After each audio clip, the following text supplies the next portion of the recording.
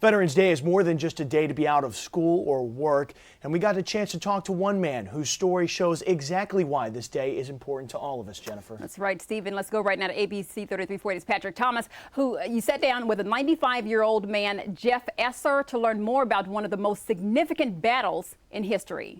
Jennifer and Stephen, Jeff Esser is a veteran of one of the most important wars known to mankind, World War II. And after fighting in the Battle of the Bulge, he shares what he remembers most from the battlefield.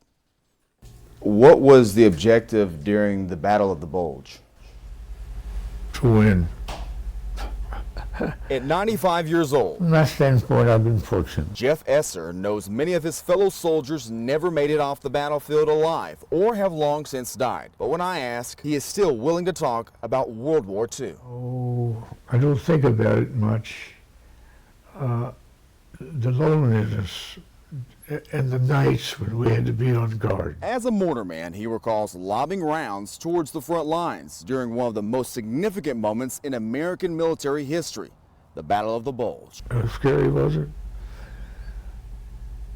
Occasionally and rarely, it was very scary. In December 1944, Adolf Hitler began his last push into Allied forces with a counteroffensive. I convinced myself we were going to win. And so there was a measure of confidence at the end of the war. But in the immediate, it was a very important thing that we had to show that we were the stronger. Esser says he was just 20 years old when he deployed to Europe. He learned quickly that being in a foxhole could mean death at any moment. If you're in the war and being shot at and shooting at and lobbing bombs, it's in your mind that it may happen. It's a possibility. What was it like to see some of your fellow soldiers not come back to camp at the end of the day? It was hard, just a little scar on it. Other than shrapnel blasting into his left arm, he came home too and says he had a normal life. Saving civilization isn't something Esser says he thinks about often.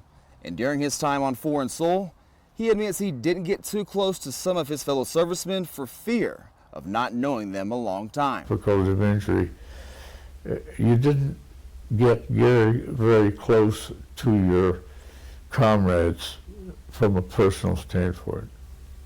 Why? Because we knew that's what was going to happen, I guess. Mr. Esser tells me once he was able to come home, he got married and has 3 children and a number of grandchildren as well. Esser now lives in a retirement home in Birmingham.